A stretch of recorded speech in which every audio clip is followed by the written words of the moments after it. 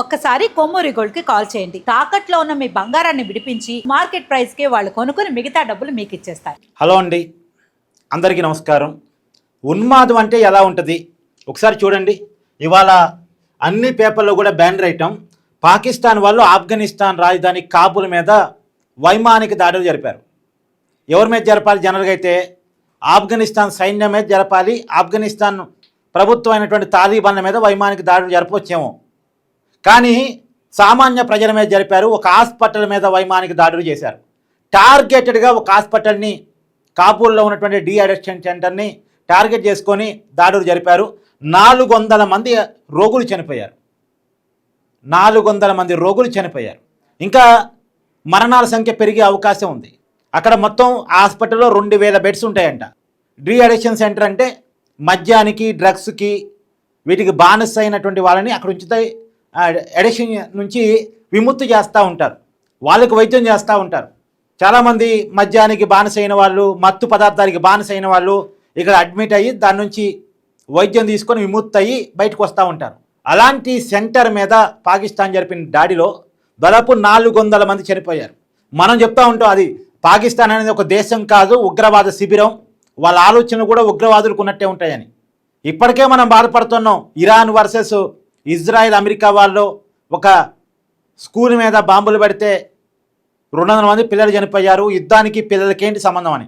ఇప్పుడు పాకిస్తాన్ ఆఫ్ఘనిస్తాన్ యుద్ధంలో కూడా ఇదొక దారుణం. ఇదైతే పాకిస్తాన్ కావాలని హాస్పిటల్ని టార్గెట్ చేసుకొని దాడులు జరపడం. ఏమన్నారు ఇన్ని పాకిస్తాన్ అన్ని? ఇప్పుడు ఇది ట్రంప్ కనపడదుగా.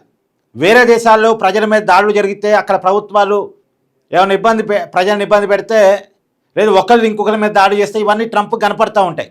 కానీ పాకిస్తాన్ చేసే దాష్టికం ట్రంప్ కనపడదు. పాకిస్తాన్లో ఉన్న ఉగ్రవాదం ట్రంప్ కనపడదు.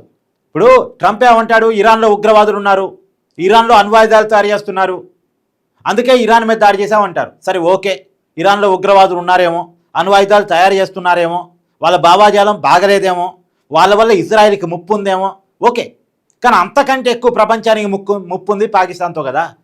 పాకిస్తాన్ ఆర్మీ చీఫ్ ఒక ఉగ్రవాదిలాగా అమెరికా గడ్డ మీద నుంచి నా దగ్గర అణ్వాయుధాలు ఉన్నాయి, అణుబాంబులు ఉన్నాయి, నాతో పెట్టుకుంటే భారతదేశాన్ని సర్వనాశనం చేస్తానని వార్నింగ్ ఇచ్చాడు.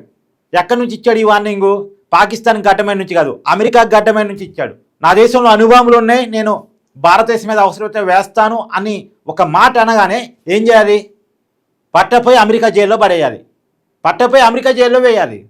ఎందుకంటే అణ్వాయుధాలు తయారు చేస్తున్నాడని ఇరాన్ మీద ఇంత యుద్ధం చేస్తున్నటువంటి అమెరికా, ఏకంగా అమెరికా దేశంలో నుంచే మా దేశంలో అణ్వాయుధాలు ఉన్నాయని ప్రకటన చేసినటువంటి పాకిస్తాన్ ఆర్మీ చీఫ్ మునీర్ని ఎందుకు వదిలేశారు? ఏదేమైనా పాకిస్తాన్ ఇలా ప్రపంచానికి ఒక ముప్పుగా మారిపోయినమాట మనం చూస్తూ ఉన్నాం.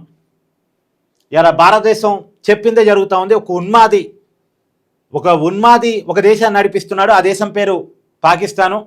ఆ ఉన్మాది జరిపినటువంటి దాడుల్లో దాదాపు 400 మంది పేషెంట్లు చనిపోయారు. యుద్ధానికంటే ఒక నీతి ఉంటుందండి, యుద్ధానికంటే ఒక నీతి ఉంటుంది. ఆర్మీ కలబడాలి, పాలకులు కలబడాలి. అంతేగాని ప్రజల మీద, సామాన్యుల మీద ఏంటి యుద్ధం? నీతి తప్పుతుంది. అంటే ఉన్మాదుల చేతుల్లోకి యుద్ధం వెళితే, అహంభావం ఉన్న వాళ్ళ చేతుల్లోకి యుద్ధం వెళితే ఇలానే ఉంటుంది, సామాన్యులు చనిపోయే పరిస్థితికి వస్తుంది. దీని మీద మీ అభిప్రాయాన్ని కూడా కామెంట్ చేసే ప్రయత్నం చేయండి. ఈ పాకిస్తాన్ ఉన్మాదాన్ని ఏం చేయాలి? నిజానికి ఏంటంటే పాకిస్తాన్ ఎందుకు ఆఫ్ఘనిస్తాన్ మీద దాడి చేస్తుంది అనుకున్నారు మీరు? పాకిస్తాన్లో బెలుచిస్తాన్ అనేటువంటి ఒక ప్రాంతం, మేము పాకిస్తాన్లో ఉండలేము, మాకు పాకిస్తాన్ నుంచి విముక్తి కావాలి, మమ్మల్ని పాకిస్తాన్ మా వనరులు వాడుకుంటేనే మమ్మల్ని సెకండ్ గ్రేడ్ పౌరులుగా చూస్తుంది అని వాళ్ళు పాకిస్తాన్ ప్రభుత్వానికి వ్యతిరేకంగా పోరాటం చేస్తూ ఉంటే, ఆ పోరాటం వెనకాల ఆఫ్ఘనిస్తాన్ ఉంది, తాలిబాన్లు ఉన్నారు అనేటువంటి అనుమానంతో పాకిస్తాన్ ఆఫ్ఘనిస్తాన్ మీద దాడి చేస్తుంది.